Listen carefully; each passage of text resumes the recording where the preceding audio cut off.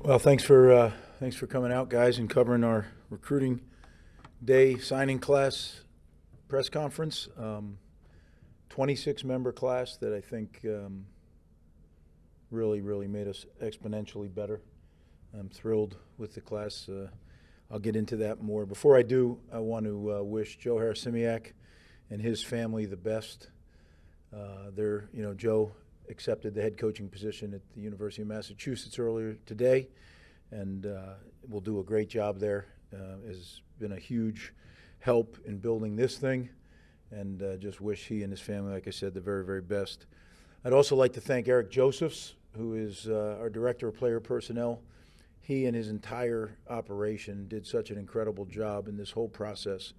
It was a big change, kind of how official visits and things fell in the summertime, and the last couple years, and they've done an incredible job of pivoting and just really changing the way we've traditionally done things. So huge. And then last but not least, I'd like to thank the coaching staff and their families. Coaches spend a lot of time away from home recruiting the future of this program. And there's no easy way to do it. This class was put together the old-fashioned way through years of relationships. Some of these kids, we started recruiting the day we got hired, and they're finally coming to fruition now. So, again, to the coaches on the staff now, to the coaches on the staff that had been here before, it's just a giant thank you, because they've done an incredible job, and you're only as good as the young men that you bring into the program. And, again, I'm thrilled.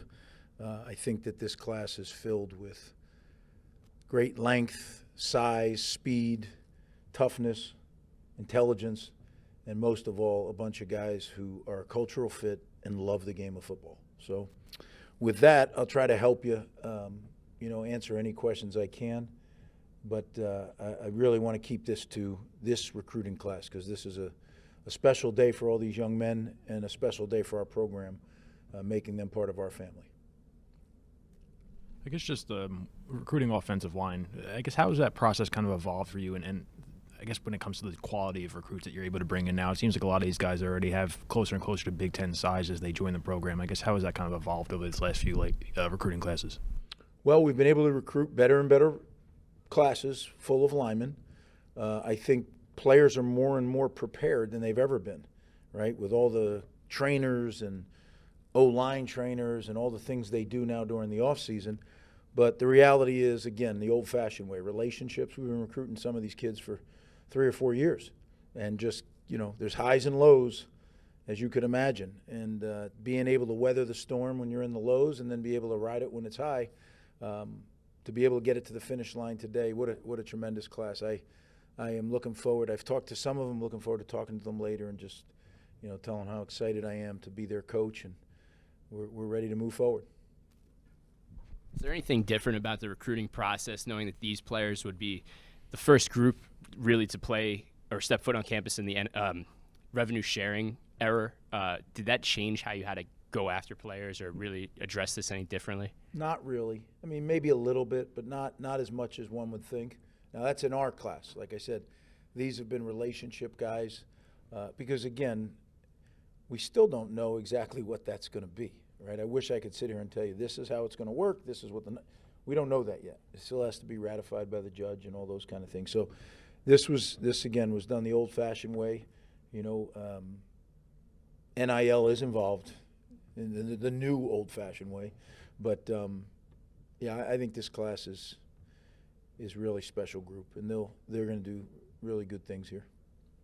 You added a running back in his class, in Terrell Mitchell. Can you kind of point out what stands out about him and what made you go after him late? Because I think you only offered about a month ago or so. I know you've obviously known about him, but what kind of stands out late about him as a prospect?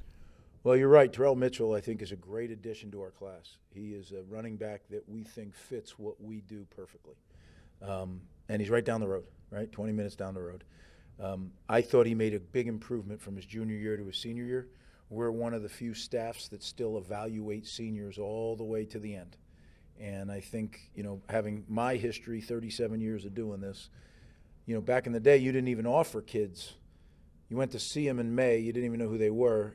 Then you offered them in the season, and then you signed them in between December and February of their senior year. Now most classes are done before their senior season even starts.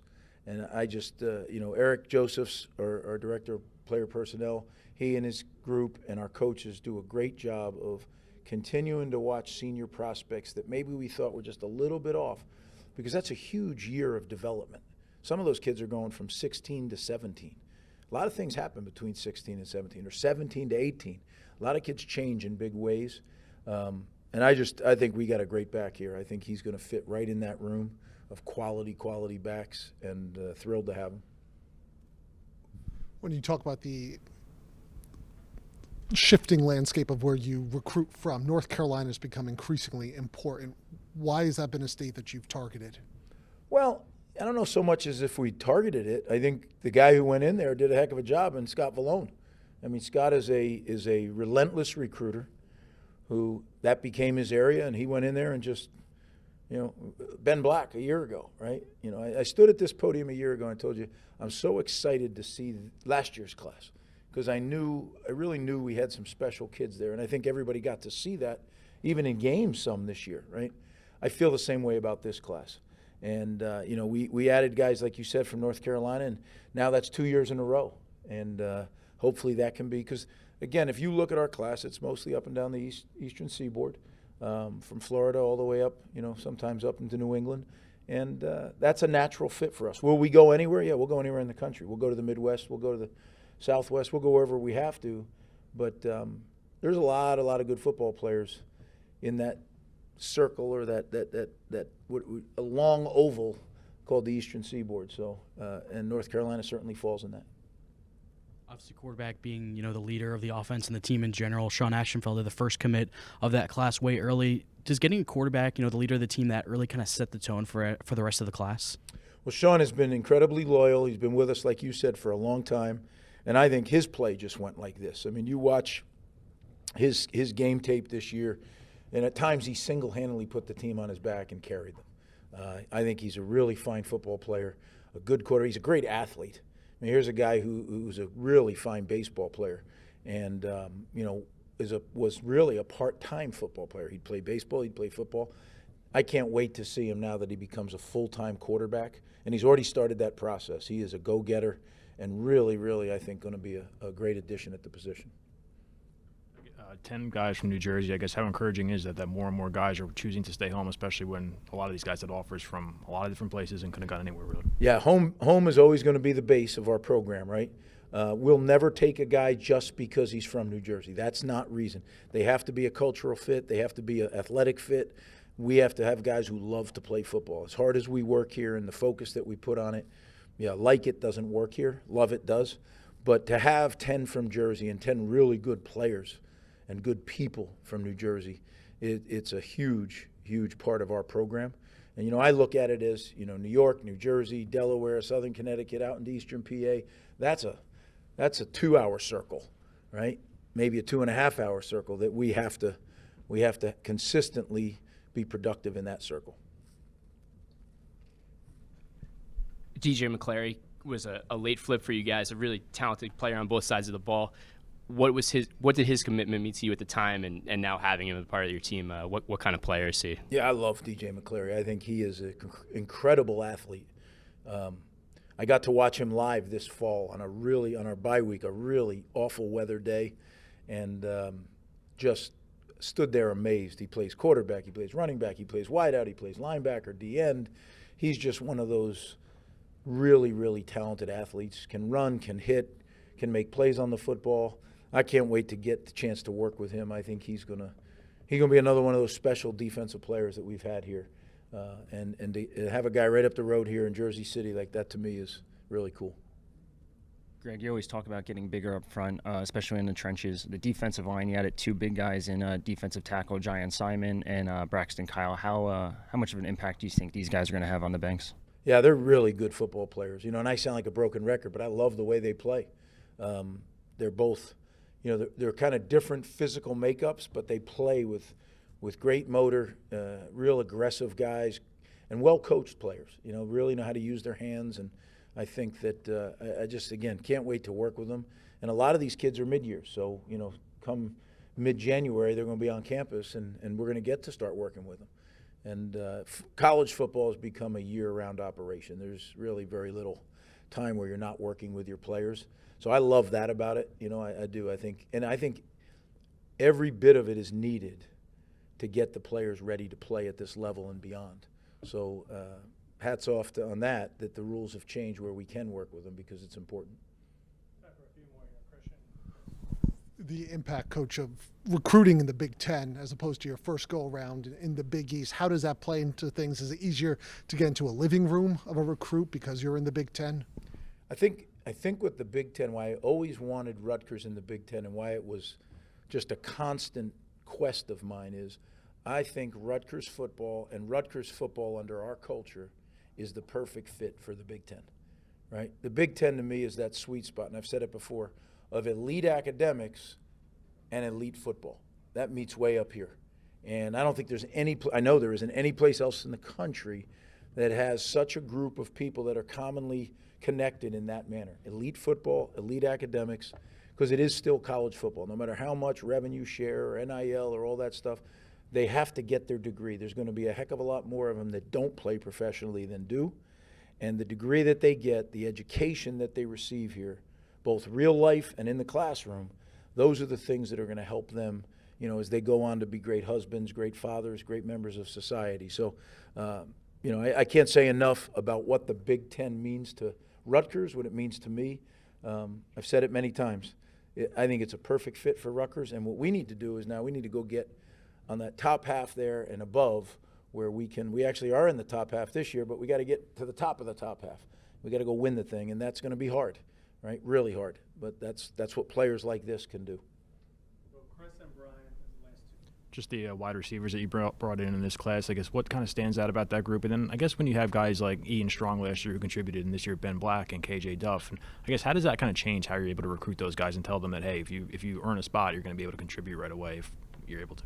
Yeah, I think one thing that pretty well nationally known that recruits know is we don't have any bias. Seniors, juniors, freshmen, sophomores, none of that matters. Where you're from doesn't matter. There's all things equal off the field, meaning you're taking care of your business. Whoever gives us the best chance to play, they're going to play. Now, the wide receiver class, I think, is outstanding.